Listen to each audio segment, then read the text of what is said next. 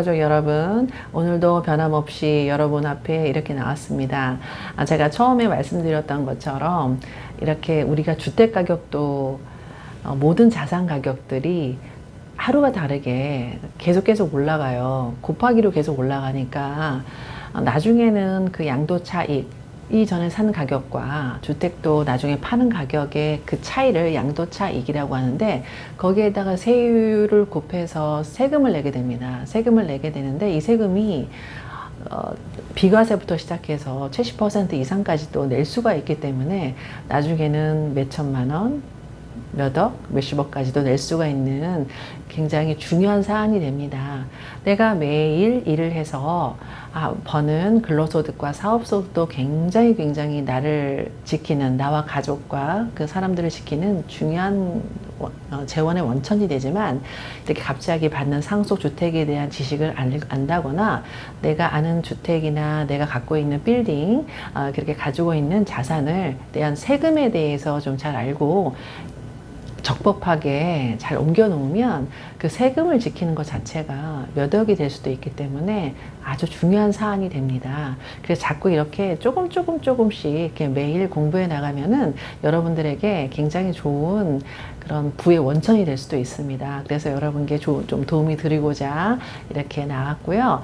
상속이 갑자기 받을 수가 있어요. 부모님께서 이제 건강하시다가 또는 아프시다가, 저도 작년에 아버지께서 돌아가셨는데 이게 또 막상 당하면 갑자기가 되더라고요. 그랬을 때 또 이제 어머님은 이제 하늘나라에 잘 이제 모셔드리고 그 남은 그 재산에 대해서도 잘 지키고 우리가 행복하게 살아야 부모님께 또 효도하는 것도 되기 때문에 이 절차나 점검 사항에 대해서 좀 알려드리도록 하겠습니다.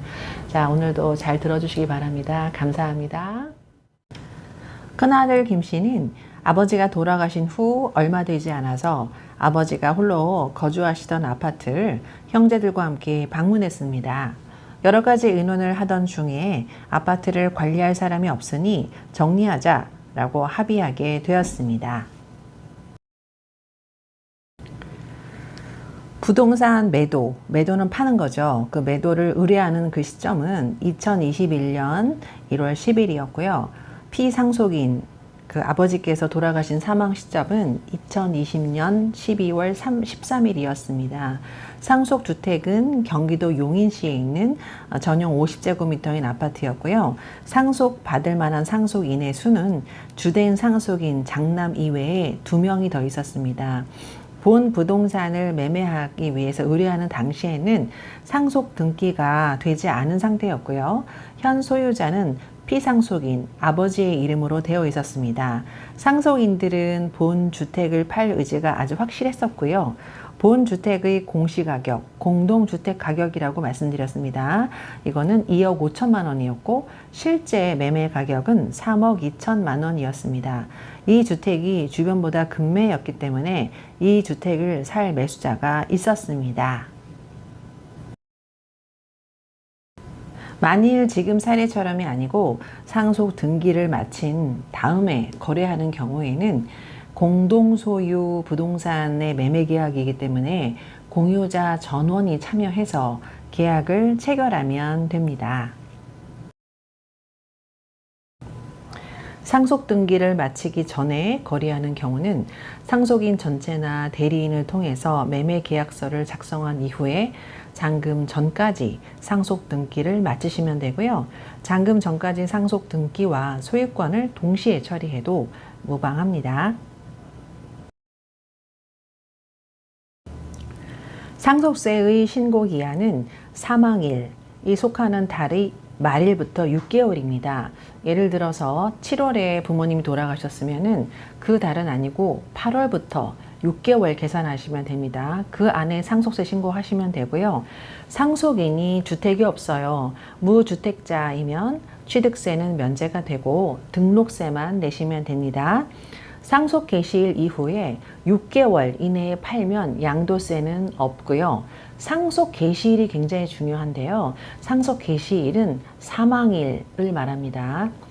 양도세 계산은 상속 당시 전후 6개월 이내에 매매된 사례, 이걸 시가라고 하는데요. 그걸 기준으로 하게 됩니다.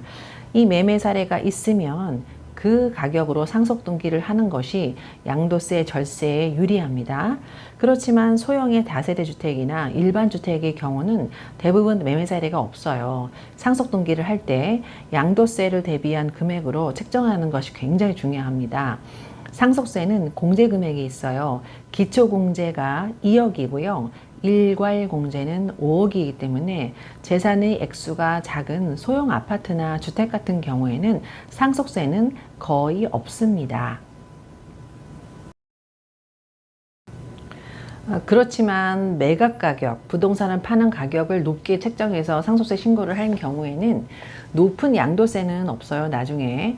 그렇지만 현재 그 등록을 할 때 상속세를 굉장히 많이 물게 됩니다.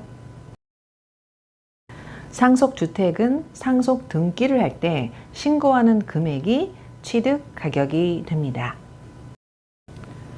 상속주택의 취득 가격은 상속 개시일 전후에 6개월 이내의 실제 거래 가격, 사례 가격을 원래 원칙으로 하는데요. 이런 시가나 사례 가격이 없을 경우에는 주택 공시가격을 이용합니다. 주택의 공시가격은 국토교통부에서 만든 알림이 사이트를 통해서 알 수가 있습니다. 상속 개시일 이후에 6개월 이내에 만약에 부동산을 팔게 된다면 그 매도 가격은 실제 거래 가격이 되겠죠. 양도차익이라는 것을 한번 알려드리고 갈게요. 양도차익이라는 것은 양도소득세 과세 대상에 포함이 되는 그 자산을 양도해서 생긴 이익, 팔면서 생긴 이익이에요. 양도소득세의 과세 표준을 계산할 때 산출하고요. 그 수익 금액에다가 곱하기 세율을 하게 되는데 총 수익 금액은 실제 거래가액 빼기 취득가액 빼기 기타 필요 경비입니다. 6개월 이내에 매매한 것을 도표로 한번 다시 보여드릴게요. 내가 판 가격, 양도가액이라고 하거든요. 내가 판 가격이 5억이 되는데 6개월 이내 매매가 되면은 상속 시 내가 취득한 가격 자체도 5억으로 잡혀요.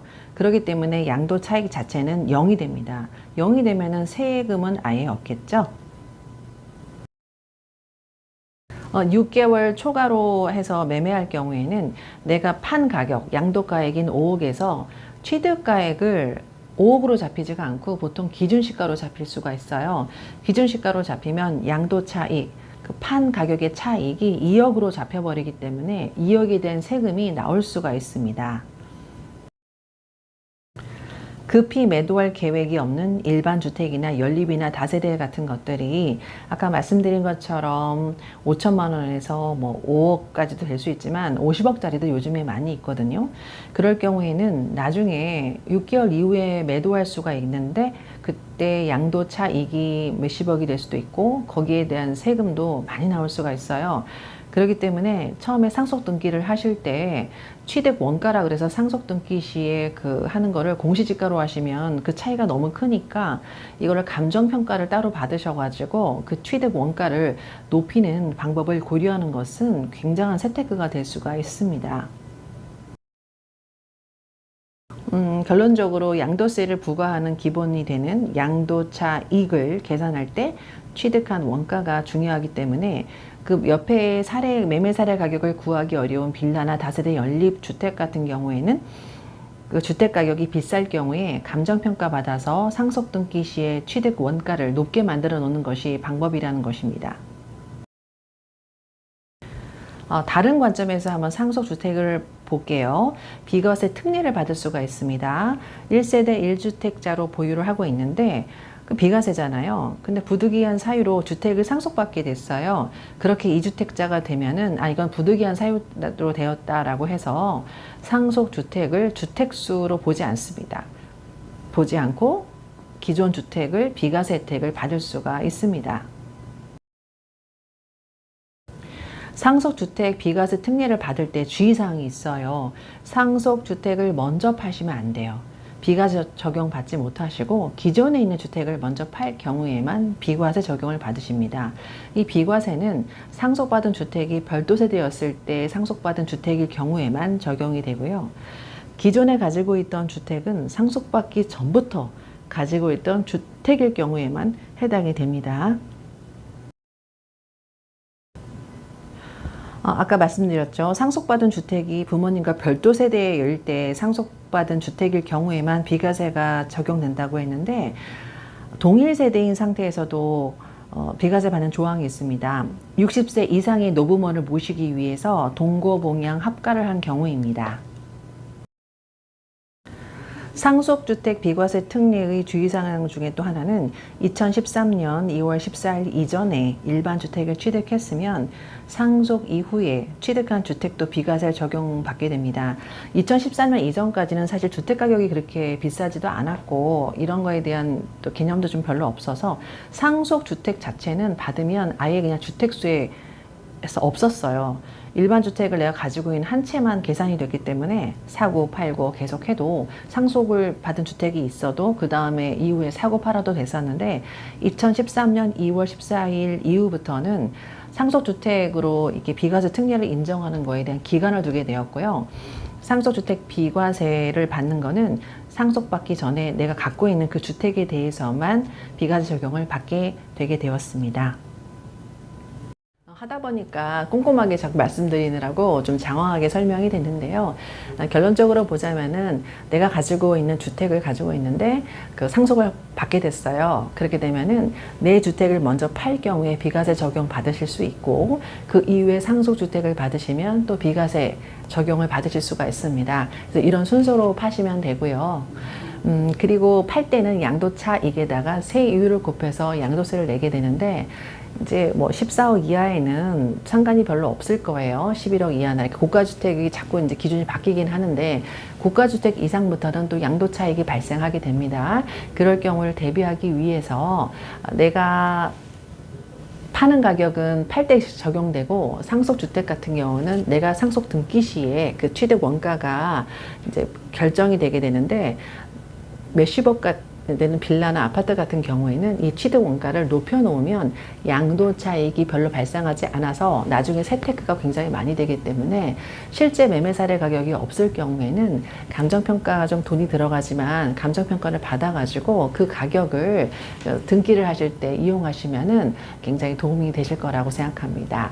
이거 이외에도 상속받은 주택이 뭐 여러 채 있을 경우도 있고 또 주택이 아니라 뭐 건물일 수도 있고 또 아니면 상가와 주택이 같이 있는 걸 수도 있고 복잡하다는 다른 어떤 사항들이 있기 때문에 지금 오늘 말씀드린 거는 이제 간단하게 이렇게 좀 적용하시면 좋을 것 같고요. 자세한 사항은 담당 세무사님과 상의하시면 좋을 것 같습니다. 오늘도 이렇게 날씨는 좋지 않지만 시간 투자해 주셔서 너무너무 감사드리고요. 모두 행복한 부자 되시길 바라고 행복한 오늘 하루 되시길 바랍니다. 감사합니다.